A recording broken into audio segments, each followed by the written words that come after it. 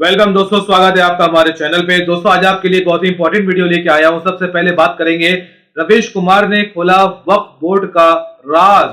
वक्फ board new video है दोस्तों, इस वीडियो को आखिर तक जरूर देखें क्योंकि वक्फ बोर्ड के ऊपर में काफी मसले मसाइल चल रहे हैं और इसके लिए एक कानून भी लाया गया है जिसके खिलाफ है मुसलमान। और क्यों खिलाफ है, इसका क्या मतलब है, रवीश कुमार साहब हमें साफ तौर पर चीजें बताएंगे कि भाई इस कानून को लाने का आखिर जो है वो सरकार का मकसद क्या है। तो दोस्तों इस वीडियो को आखिर तक जरूर देखें और आगे आप चैनल पर लाइक, सब्सक्राइब, शेयर और अपनी कीमती राय हमारे कमेंट बॉक्स में जरूर शेयर करें। नमस्कार, मैं रवीश कुमार। वक्फ संशोधन बिल को संसद की संयुक्त संसदीय समिति में भेज दिया गया है। अच्छा, याद कीजिए जब हिंडनबर्ग की रिपोर्ट आई थी और उसके बाद अदानी समूह को लेकर मीडिया में कई पर्दाफाशी रिपोर्ट आई, तब विपक्ष ने इस मामले की जांच संयुक्त संसदीय समिति से कराने की पुरजोर मांग की, धरना प्रदर्शन दिया, मगर सरकार ने इनकार कर दिया, मांग नहीं मानी। वक्फ संशोधन बिल को जेपीसी में भेज दिया गया है और इसके सदस्यों का ऐलान भी हो गया। यह समिति अगले सत्र तक अपनी रिपोर्ट देगी। इस बिल का नाम है the United Waqf act management empowerment efficiency and development act 1995। संक्षेप में इसे उम्मीद कहा जा रहा है। वक्फ बोर्ड का कानून अब उम्मीद कहा जाएगा। नाम इस तरह से रखा जा रहा है, इसे उम्मीद कहा जाए, शायद वक्फ कहने में ऐतराज। वक्फ बिल एक बहुत व्यापक मुद्दा है, एक एपिसोड में करना मेरे लिए तो संभव नहीं, लेकिन लोकसभा में उठाए गए सवालों से कुछ बातों पर बातचीत हो सकती है। हम इस वीडियो में इस पर भी बात करेंगे कि कितनी बार मंत्री जी ने सच्चर कमेटी का नाम लिया, जस्टिस राजेंद्र सच्चर कमेटी की रिपोर्ट का हवाला देकर वक्फ बिल का औचित्य ठहराते रहे। आपको याद है कि पिछले 10 साल में मोदी सरकार ने सच्चर कमेटी की रिपोर्ट का इतने सम्मान से कब नाम लिया? और मैं माइनॉरिटी अफेयर्स का मंत्री होने के नाते जो हम लोगों ने स्टडी किया है,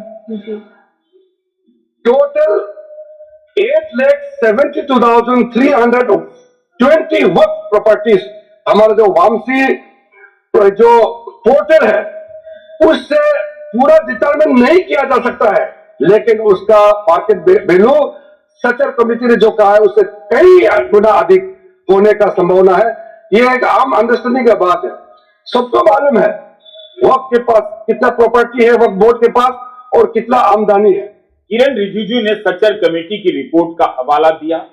यह बात बिल्कुल ठीक है कि सच्चर कमेटी ने कहा कि 4.9 लाख पंजीकृत संपत्तियां हैं, उनसे जितनी आमदनी होनी चाहिए उतनी नहीं होती। वक्फ बोर्ड में भ्रष्टाचार और घपले के भी मामले आते रहते हैं, इससे भी इनकार नहीं करना चाहिए।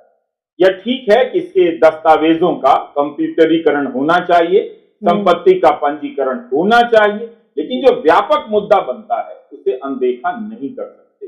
वक्फ बोर्ड में घपला है, भ्रष्टाचार है, इसे ठीक करना चाहिए, मगर जो तरीका अपनाया जा रहा है क्या वो तरीका ठीक है? हम यहाँ इन मुद्दों की बात कर रहे हैं। सरकार ने दलील दी कि वक्फ के पास लाखों एकड़ की जमीन है, तो फिर उसकी आमदनी उतनी क्यों नहीं हो रही है जितनी होनी चाहिए? वक्फ की जमीन पर केवल माफिया का कब्जा नहीं, सरकारों का भी है। एक सरकार नहीं, कई राज्य सरकारों का। क्या इसके बारे में यह नया कानून कुछ कहता है? केंद्र से लेकर राज्य सरकारों ने वक्फ की जमीन पर अपने दफ्तर तक बना लिए। वक्फ की इजाजत के बिना उसे प्राइवेट पार्टी को लीज पर दिया। कानून में कहा गया है, और इस्लामी कानून भी यही कहता है कि आप जिस जमीन के मालिक नहीं हैं उस जमीन को वक्फ नहीं कर सकते। ऐसे कितने लोगों ने किया होगा? फिर वक्फ की जमीन की मालिक सरकार क्यों बन जाती है? यह किस कानून के तहत बन जाती है? सच्चर कमेटी की रिपोर्ट का एक हिस्सा हम आपको पढ़कर सुनाना चाहते हैं। रिपोर्ट में लिखा है कि वक्फ संपत्तियों पर अतिक्रमण केवल निजी व्यक्तियों द्वारा नहीं किया जाता है, बल्कि समिति ने यह भी देखा है कि देश भर में सरकार और उनके विभाग इन्हें अधिग्रहित कर लेते हैं। अतिक्रमण के दो स्वरूप हैं: संपत्ति को बिना किसी किराए या किसी भी प्रकार का कोई पैसा दिए पूरा का पूरा हड़प लेना।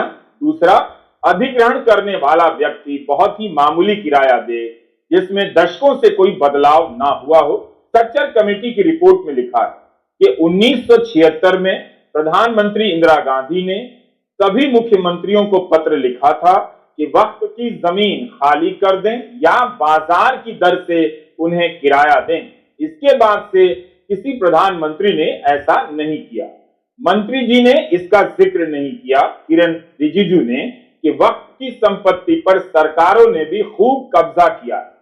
सरकारों ने राज्य वक्फ बोर्ड के गठन की परवाह भी नहीं की, ना उनकी इजाजत लेनी जरूरी समझी।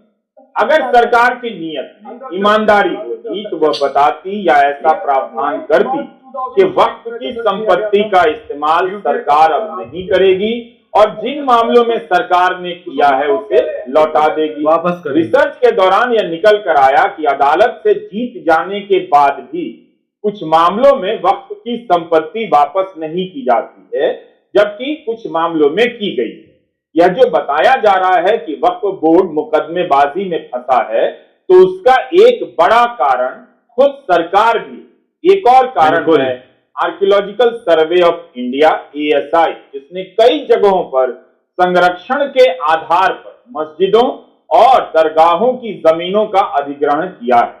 इसे लेकर भी तमाम वक्फ बोर्ड कोर्ट गए हैं और जाहिर है मुकदमों की संख्या इन वजहों से भी ज्यादा होती होगी। टोटल केस ट्राइब्यूनल्स के अंदर में 12,792 केसेस आज वक्फ बोर्ड में पेंडिंग है, 19,207 ट्राइब्यूनल्स में पेंडिंग है। क्यों इसको हम लोग डिस्पोज नहीं कर सकते हैं? क्या आप चाहते कि ऐसे ही पड़े हैं? आप सोचिए सर, इसलिए सर टाइमलाइन हमारे लिए बहुत जरूरी है। न्याय मिलना चाहिए, लेकिन समय पे न्याय मिलना चाहिए। क्या मोदी सरकार ने 10 साल में ऐसा कुछ भी किया कि सरकार अपने अधिग्रहण को, अपने कब्जे को वापस ले और वक्फ की जमीन लौटा दे? तो मंत्री किरण रिजिजू जी को बता देना चाहिए। क्या उनकी या उनकी पार्टी की सरकार ने, राज्य सरकार ने वक्फ की कोई जमीन खुद से खाली की है और बाजार दर से किराया देने का फैसला किया है? अब अगर सरकार ही कब्जा करे, अधिग्रहण कर ले, किराया बाजार की दर पर ना दे, तो वक्फ बोर्ड जमीन से हजारों करोड़ की आमदनी कैसे करेगा? जिसका दावा मंत्री जी कर रहे हैं कि सही से अगर इसका प्रबंध किया जाए तो 12,000 करोड़ सालाना कमाई हो सकती है, जिससे गरीब मुसलमानों की आर्थिक मदद की जा सकती है। अव्वल तो सरकार अगर मदद चाहती है करना, तो 12,000 करोड़ कोई बड़ी रकम नहीं है, खुद से इंतजाम कर सकती थी। UPA 2 के दौर में अल्पसंख्यक मामलों के मंत्री KR रहमान खान ने एक बिल पेश किया था, एविक्शन ऑफ वक्फ प्रॉपर्टी। यह बिल पेश हुआ मगर पास नहीं हो सका। इसके हिसाब से वक्फ की जायदादों को पब्लिक प्रॉपर्टी घोषित किया जाए, जिसे बिना नोटिस के ही खाली कराई जा सके। वह बिल पास नहीं हुआ, तो क्या मोदी सरकार इस बिल को पास कराना चाहेगी फिर से पुनर्जीवित कर, ताकि जो वक्फ की जमीनों पर सरकार ने कब्जा किया है उसे पब्लिक प्रॉपर्टी घोषित कर सरकार से भी वक्फ बोर्ड वापस ले? इससे तो बहुत सारी वक्फ प्रॉपर्टी खाली हो जाएंगी। सच्चर कमेटी ने तो यह भी लिखा है कि ऑल इंडिया वक्फ सर्विसेज होनी चाहिए। किरण रिजिजू ने सच्चर कमेटी का कितनी बार हवाला दिया? कम से कम इस पर भी बता देते कि क्या सरकार ऐसा करेगी। तो अपने हिसाब से मंत्री जी सच्चर कमेटी की रिपोर्ट या उदाहरणों का इस्तेमाल कर रहे थे। अब्दुल रहमान की किताब है डिनायल एंड डेप्रिवेशन। इस किताब से हमने कुछ जानकारी ली है जो बताना चाहते हैं। अब्दुल रहमान ने अपनी किताब में हैदराबाद से 2 उदाहरण दिए। एक कांग्रेस की YSR रेड्डी की सरकार के समय का उदाहरण है और दूसरा TDP की चंद्राबाबू नायडू सरकार के समय का उदाहरण है। अब्दुल रहमान ने लिखा है कि 2004 में हैदराबाद के दरगाह हुसैन शाह वली की 1600 एकड़ जमीन कॉर्पोरेट और बहुराष्ट्रीय कंपनियों को दे दी गई, वो भी मामूली दरों पर, जबकि इसकी बाजार में कीमत 32,000 करोड़ तक बताई जाती है। वक्फ बोर्ड ने इसे लेकर वक्फ ट्रिब्यूनल में केस किया और ट्रिब्यूनल ने सौदा रद्द कर दिया। अक्सर मांग होती है कि एक ही जाति के सदस्य क्यों होते हैं, इनमें पिछड़ी और अनुसूचित जाति के भी होने चाहिए। बिल्कुल। जब यही करना संभव नहीं हो पा रहा है या बड़ा काम हो जा रहा है, इन्हीं उदाहरणों को देखकर वक्फ बोर्ड में गैर मुस्लिम सदस्यों को डालने का विरोध किया जा रहा है। कोई कानून ऐसा नहीं होता जिसमें दो चार अच्छी बातें नहीं, हर कानून में होती, इसमें भी होंगी और हैं।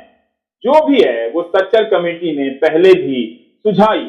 सच्चर कमेटी का ही सुझाव था कि सरकार कुछ वक्फ जमीनों को कमर्शियल रूप से विकसित करे जिससे उसे आमदनी हो।